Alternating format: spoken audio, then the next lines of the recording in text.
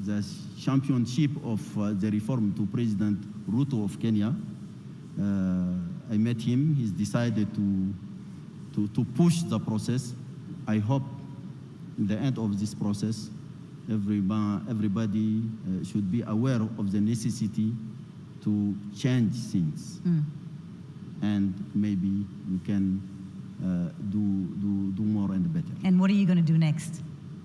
Me? What are you going to do next after you finish your role? I think after 8 years, I am the first one who did 2 terms as chairperson of the African Union Council. So I need maybe a sabbatic time to go to pray. And maybe I should write something to share my experience. For the rest, I give it to Allah as believer, give it to Allah, inshallah. Thank you very much, Your Excellency. A round of applause for Musa Faki Mohammed, the chairperson of the African Union Commission. Thank you for a great conversation. Thank you.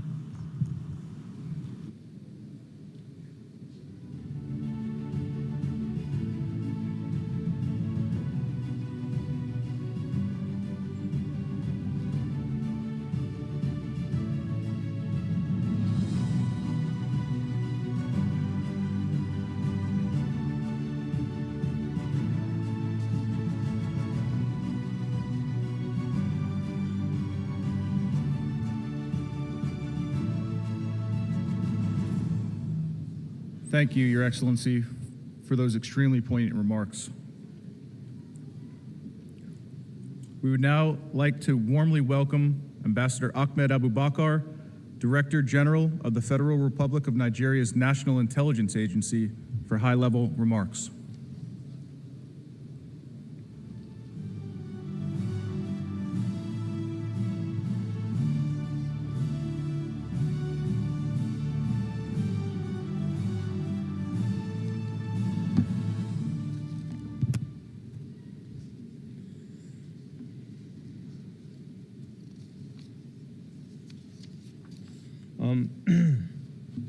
I'll just take 1 minute from the 10 allocated for my remarks to join others before me in praising and paying tribute to the Sufan Group and especially to the State of Qatar for the bold initiative of establishing and sustaining the Global Security Forum. Over the years, this forum has demonstrated its significance and relevance in providing the needed platform for leaders, experts, the academia, and professionals with diverse background and skills to engage in robust discourse on complex and multiple security challenges the world is confronted with a view to finding enduring solutions. Indeed, the deliberate and resilient intervention of State of Qatar, sustained over the years regional and global efforts and initiatives in peacemaking and peace building, including mediation processes and humanitarian interventions, to say the least, is legendary. From Darfur, Sudan, Libya, Chad, Afghanistan, and even beyond, Palestine, Iran, and so on, the State of Qatar has remained focused and committed despite the daunting nature of the endeavor and the challenges it faced for venturing out to help and assist. I'm delighted to be invited to this year's forum, and I want to salute you for this wonderful feat. Turning to the theme of the 2024 forum, strategic competition, the complexity of interdependence, I wish to observe, drawing from what all of us could see happening globally, and a little bit from my own experience, that there cannot be a better subject for discussion. Today, we are witnessing how existing and new actors, major and medium powers, are gradually playing key roles in shaping global and regional security issues and situations, expanding their influence and advancing their strategic interests across the globe, using all elements of national power. We are seeing how their activities and alignments are leading to the gradual emergence of new multipolar world with distinctive features, sometimes of contradictions, where small players are becoming more assertive and bold, breaking established and historical traditions and practices, forming new alliances, etc. All this has made interdependence more complex in shape and content, of course, with risks and opportunities. At the global level, we observe that with grave concern, the resort to self-help of increasing unilateralism by key state actors in confronting key security challenges. Multilateral institutions are increasingly becoming helpless and often irrelevant in addressing these concerns. However, interestingly, we are also witnessing the emergence of new multilateral organizations and political alignment or realignment within the existing organizations and institutions. We have seen the emergence and the continuation of BRICS, for instance, and in the West Africa region, we have what is now called as Alliance des États du Sahel, or the Alliance of the Sahel States. In West Africa, over the last 4 years, we have witnessed a gradual return to authoritarian and military rule, especially in the Sahel regions, invariably attributed to internal and external factors, but also to personal ego. The risk that more countries will fall are present and constitute a major challenge to the authority of ECOWAS, and is threatening the unity and solidarity among member states. Now,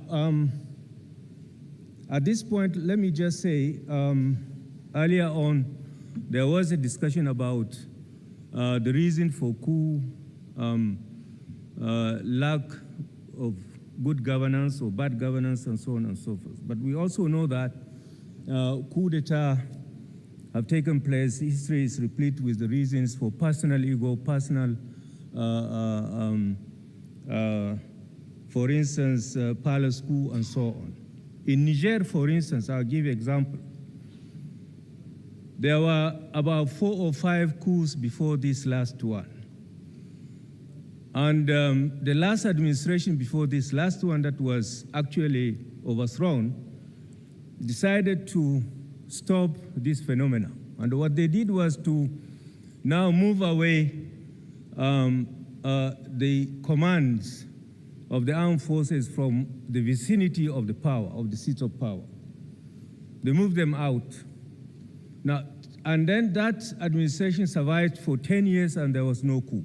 Suddenly, after 10 years and after a new administration came, the person that actually was guarding was doing the, and during this period, of course, the brigade of guard that was guarding the power, the seat of power, was revamped and given a lot of wherewithal. Now, unfortunately, that same person decided one morning to lock up the president and wait and started negotiating with some other arms of the military, of the armed forces. And then by 2-3 days, they established and decided to take over power. Now, what do you do with that kind of situation? Now, the question here is whether it is a coup happened because of bad governance or just because of personal ego or politics, personal experience, and personal interest, or even probably insinuated or instigated from outside just because the government or the president is doing very well for his country, and it's about good governance, but that good governance actually is not good for the interests of somebody else. Now, that is something else. But the fact today, whether in Mali, in Burkina Faso, in Niger, and even in Guinea, is that we are back to square one. ECOWAS is weak because the 4 countries or 3 countries decided to pull out of ECOWAS. They pulled out of the G5 Sahel that the president of the ECOWAS just mentioned. They expelled the UN mission. They pulled out of agreements from that the country had with EU. The Algiers agreement is no more functioning. But worse still is that we are seeing a rise of terrorism in the region. We're seeing the rise of all kinds of transborder crimes and criminalities. Worse, we're seeing the increasing alliance between rebel groups that are fighting actually for good governance, for inclusivity, aligning themselves with terrorists of Al-Qaeda, Jenim, and so on and so forth. All this because, of course, the international pressure that is supposed to be there to help restore constitutionality is not there, unfortunately. Now, meanwhile, there is a general consensus, even within this forum, that current security challenges have assumed global character and require global partnership to address them. No country or entity can address its security and related challenges without entering into partnership with others.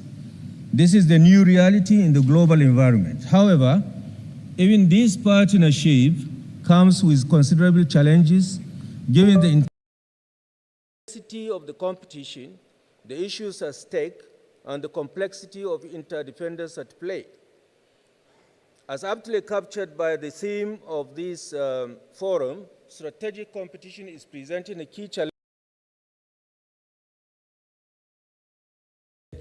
to global security with a variety of complex issues requiring delicate balance in addressing them. We must therefore at all times think strategically and act intelligently as we confront these challenges in an increasingly competitive and complex world environment. I believe this is the crux of this year's session of the GSF, to find a way to navigate through strategic competition in the global environment and the complex partnerships that will usher in a just, fair, and equitable world order for peace and sustainable development. Given the determination I have seen over the years, and with the array of scholars, experts, and professionals assembled here, I'm confident that the forum will galvanize good momentum towards achieving its goals for a safer and secure world for all. Finally, let me once again commend Ali Soufan for a job well done, and I wish you successful deliberations. Thank you very much.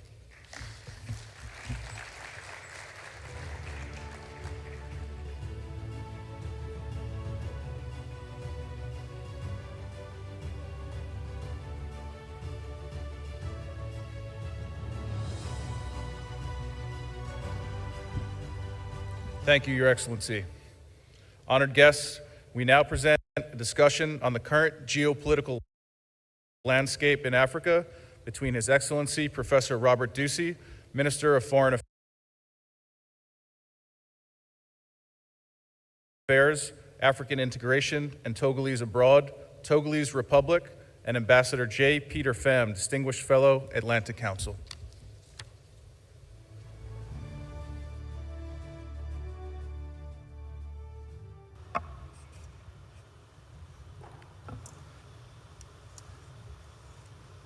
Thank you very much, Colin, for the introduction, and thank you to our hosts for this opportunity to have this discussion with my longtime friend and colleague, Professor Robert Ducey, who's one of the longest serving foreign ministers in Africa, in fact, globally as well, and a scholar as well of many of the subjects we were discussing. In many respects, talking about the geopolitics of Africa, we increasingly recognize in the fact that we've had this morning President Kagame, Chairperson Moussa Faki, and then just Ambassador Ahmed Abubakar just now, the prominence of Africa that's increasingly recognized, not only for the security challenges which have been just mentioned, the fact that the Global Terrorism Index records that nearly half of the total fatalities in the world to terrorism last year were in just one region of Africa, the Sahel, but also because of the dynamism of the continent. 9 of the 20 fastest growing economies this year, according to the International Monetary Fund, are going to be African countries. The resources of Africa are increasingly critical to the energy transition, to the new technologies that we have ahead of us. But in all that, there's also the geopolitics. And I think there's a shift in that makes this discussion very, very important. And I'll turn it to you to maybe make some initial comments on that. Thank you so much, dear Peter. In terms of geopolitical, I think we have to know African continent is standing. When we talk about geopolitical issues in the world, and particularly in Africa,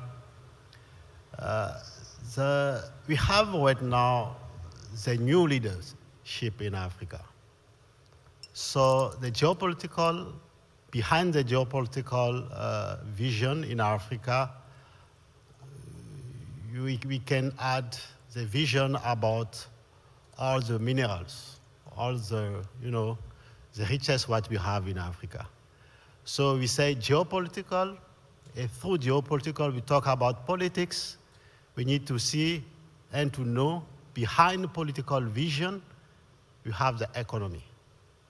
So I agree with you, the role of African continent right now is very important. That's why we need to know what is happening really in African continent, and also we need to listen to the African people and African leaders. So I can say African continent is one of the continents what we can have a specific vision for the peace in the world. Yeah. But as you just said there, for all the importance, let's be frank, there have been some setbacks. And I'm not talking about the setbacks that have been discussed earlier today of coups and governance. I'm talking about setbacks in the interests of some of Africa's traditional partners. I'm an American. We've just had the humiliation of being asked to leave 2 bases in Niger. And we've had special operations forces withdrawn temporarily, officially, from Chad. And this follows upon, of course, France's much more humiliating expulsion from a number of African countries. Why are these setbacks? I think getting into the geopolitics, other actors, both state and non-state, are beginning to play a role. What can you say about the choices that Africans have now? I think, please don't take the situation in African continent like humiliation. It's not humiliation. As I say, and the President Kagame says, the President of African Union Commission say, Mustafaki, we need to understand what is happening in Africa. It's not humiliation. But I think you as Western, I'm not defending, the countries like coup d'etat countries in Africa or in the West African region. I'm not defending them. But as Western, please, you have to review your approach. Because sometimes, it's like you stay in Washington, in Paris, in Brussels, maybe here in Doha, and you decide to the African leaders and African people. It's not correct. I think the first problem is here. The approach is like, the situation in Africa right now is not the situation before the Second World War. Now we are 16 years after most of the African countries' independence. So the vision of African continent, the vision of the new leaders what we have in Africa is not the same. You know, we have a lot of frustration in African continent.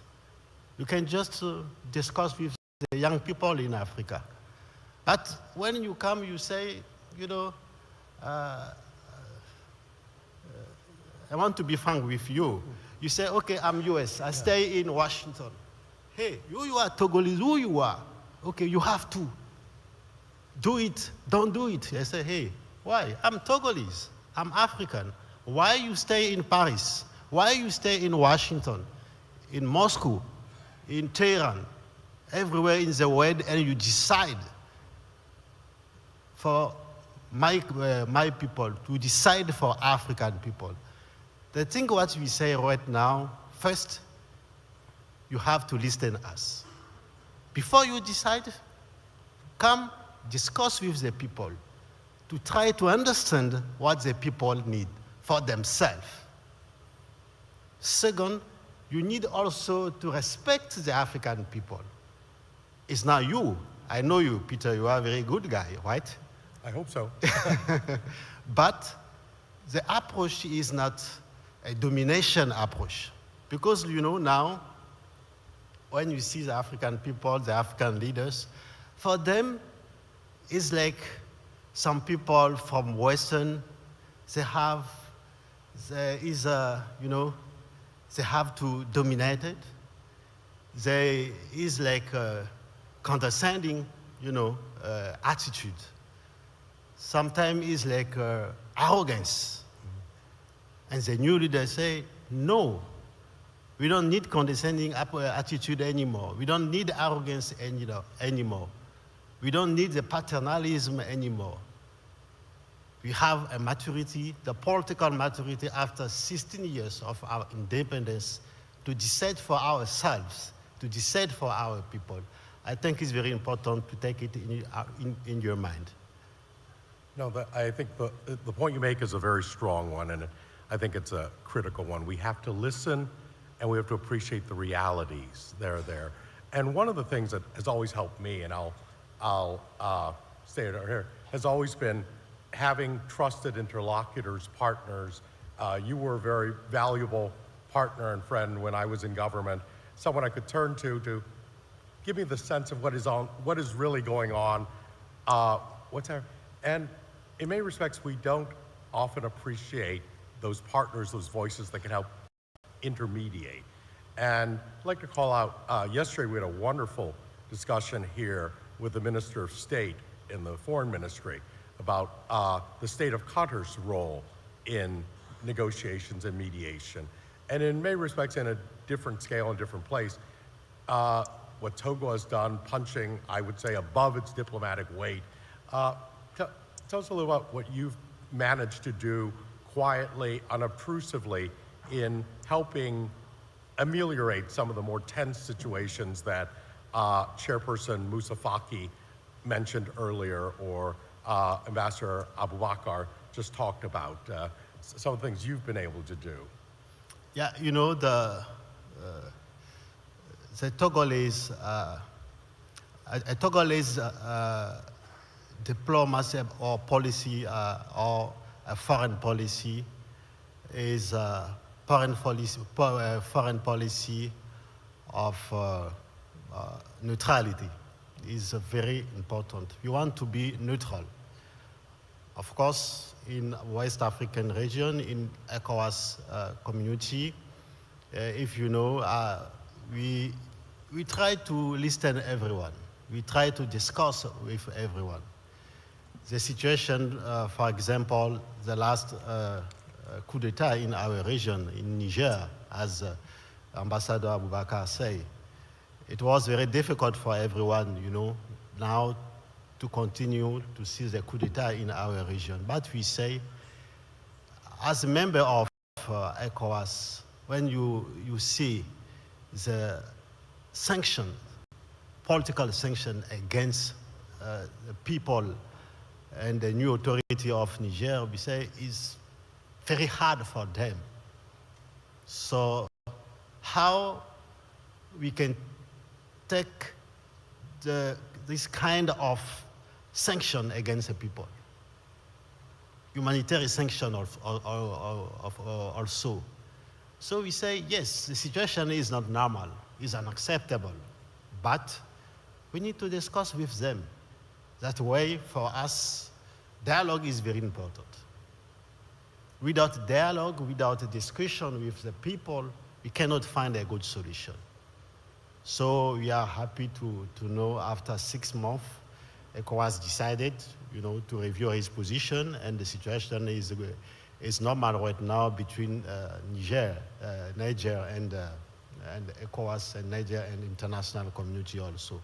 So as our friend here in Doha is doing, because we are supporting them, thank you for inviting us here and discuss. We want to have, to try to do our best for mediation, discuss with everyone, and find a solution between us. Because the reality of the power in African continent, in West African part, is to make a dialogue, to discuss, and to be tolerant also. Because we cannot say, as I say, you are Western. We cannot stay in Lomé. Lomé is the capital of Togo, if you don't know. So I invite you for next time. So we cannot stay in Lomé and we say, okay, the situation is good or is bad in Niger, and we have a solution for you. No, we don't have a solution. The solution only can come from the people and the new leaders of the country like Niger, or everywhere in Africa. That's why we say to have a neutrality, to try to listen and make a dialogue between the people of the country is very important. So the Togolese foreign policy is for neutrality. Yeah. This forum this year has a theme that discusses the tension and the interplay between competition and interdependence. And I reflect on that and think that very often, and this is my personal opinion, having worked on Africa for many years and worked with you and many others, that it's unhelpful for outside partners to insist on us or them, or to lecture or hector about that's a bad partner, that's a problematic one, without thinking about why our friends in Africa are engaging, what they're seeking, what their priorities are. And I've proposed that a better solution than saying, don't go to them, is offer a better offer. And if you can't do it by yourself, do it in partnership with others who can bring things that you can't. And if you will, put together a group to offer a better value proposition. Peter, the problem is what we are saying, We cannot say this partner is bad or good. We don't have a bad partners. We don't have a good partners. Each country have to see his interests. One of the problems what we have is you come, we are friends, of course, we discuss together, and you come to tell us, look at, Robert is a bad guy. Don't deal with him. Robert is a good guy. You can deal with him. Why you come to tell us this one is bad, this one is good guy?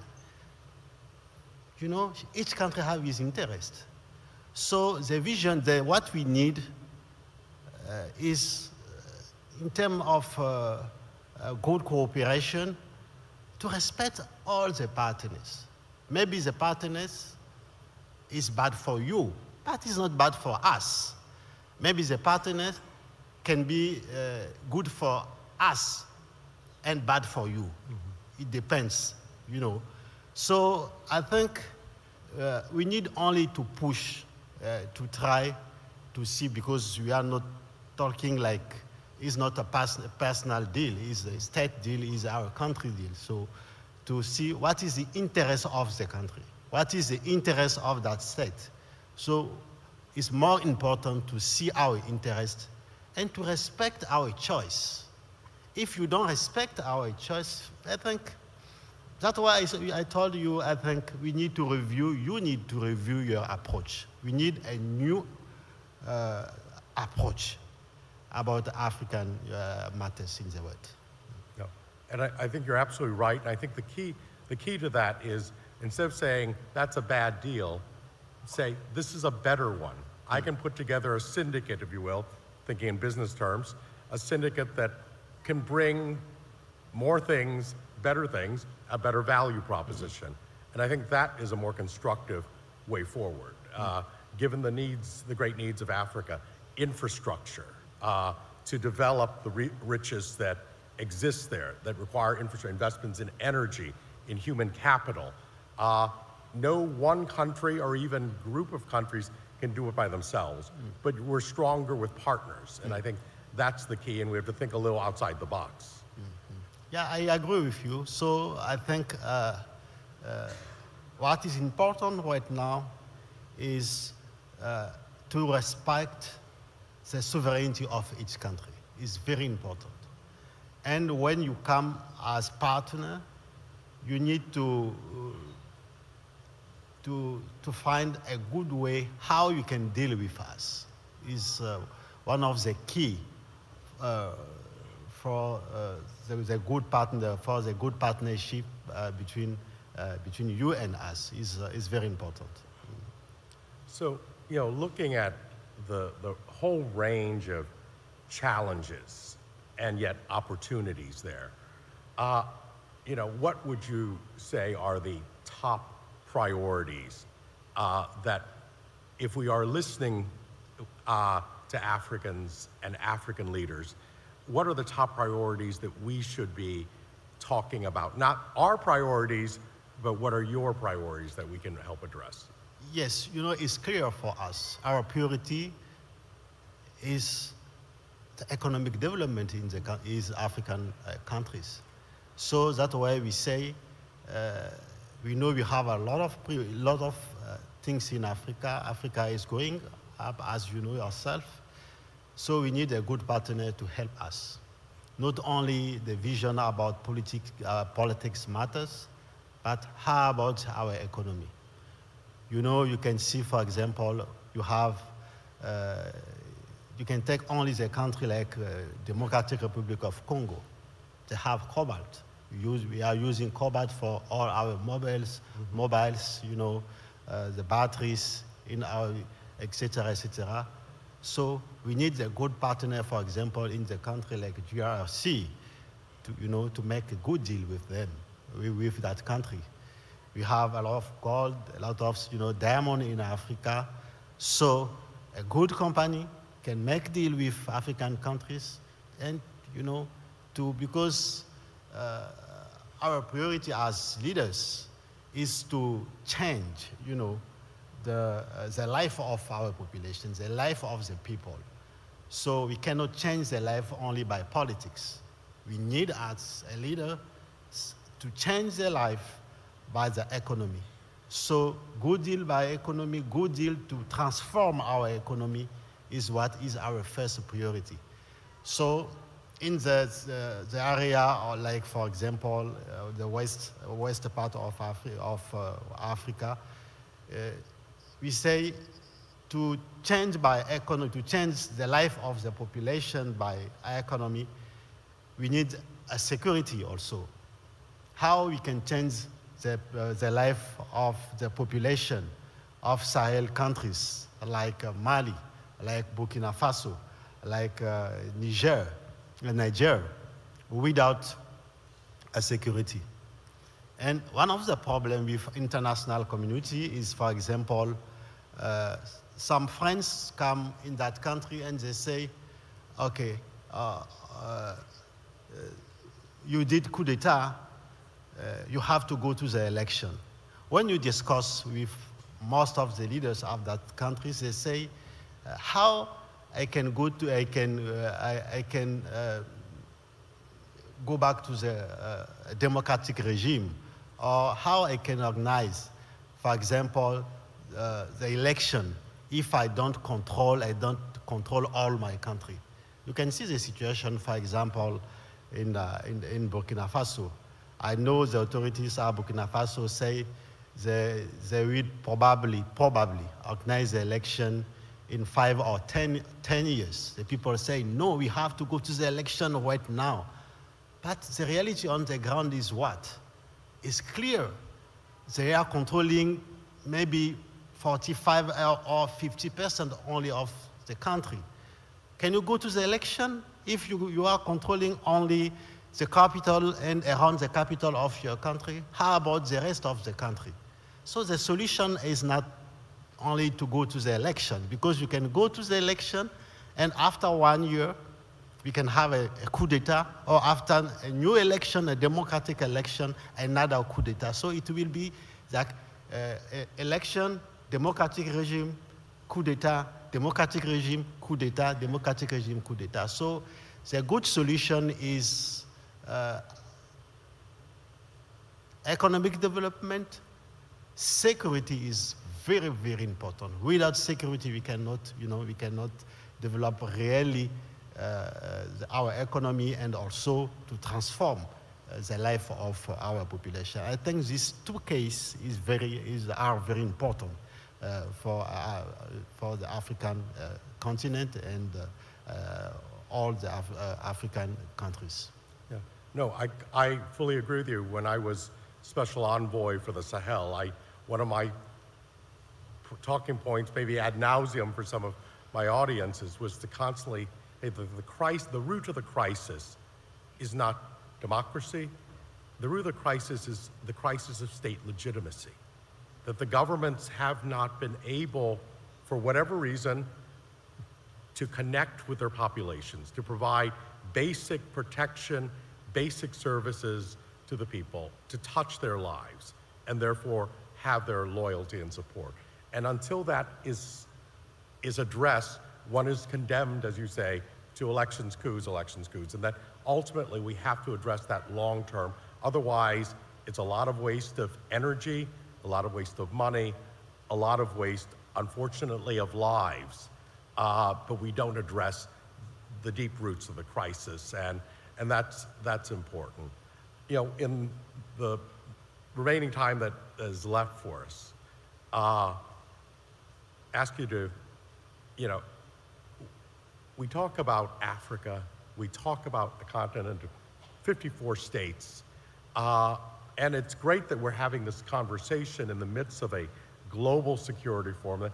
This is Africa's security as part of global security, and it fits in. What would the message be for those who don't follow Africa as passionately or as routinely? What would you have us remember as we go forward from here and get back to our lives and day to day? What would you have us remember? About African only? About Africa or the global system, or as an African, what would you want non-Africans to remember? It's a big question. I just hear what the President Kagame say about the African vision. As we say, our main priorities are economy and security in our continent. What we would like to ask you is, we need right now in African continent the new approach about the partnership. We don't need, anymore the paternalism approach. We don't need anymore the arrogance approach. We don't need anymore the condescending approach. We need the respect. Is very important. And this respect is good, and is good for everyone. It's good for you as a Western partner, and good for us also. Now we have, you know, a new leadership in the continent. You can see the president like President Kagame, also like my president, Fania Singbe. They have the same vision for each of the country. So when you as partner, you come and you say, okay, I would like to deal with you, I would like to help you to develop your country. But first of all, what you need, we have a seat, we discuss together. You listen me, you listen us before, and you find a solution together is a good approach. It's very important.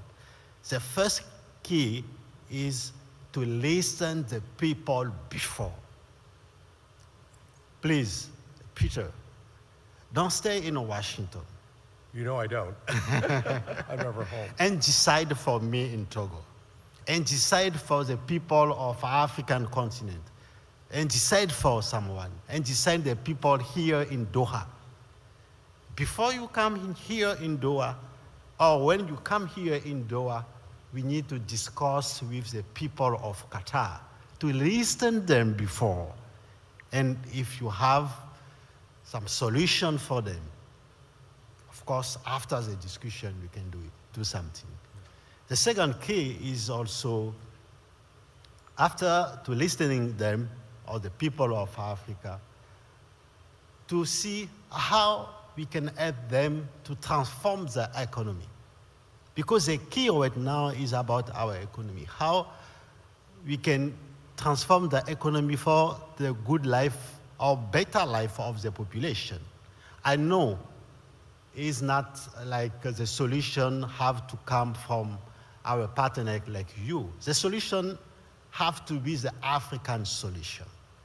For me, my own vision, my own conviction right now is if African continent or each African countries have bad or good governance, it's come from African leaders.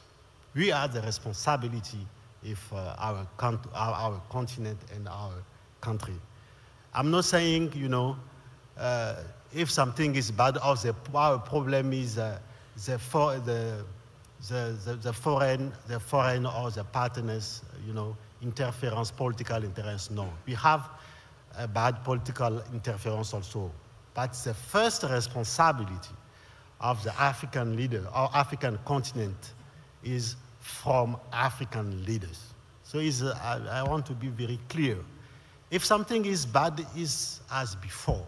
We need to criticize our own governance before, to see what you did for us like bad or like good.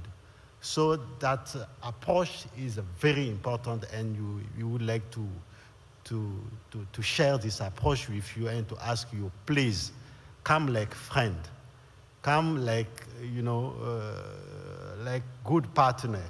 Don't come in our continent, or don't come here like I'm Peter.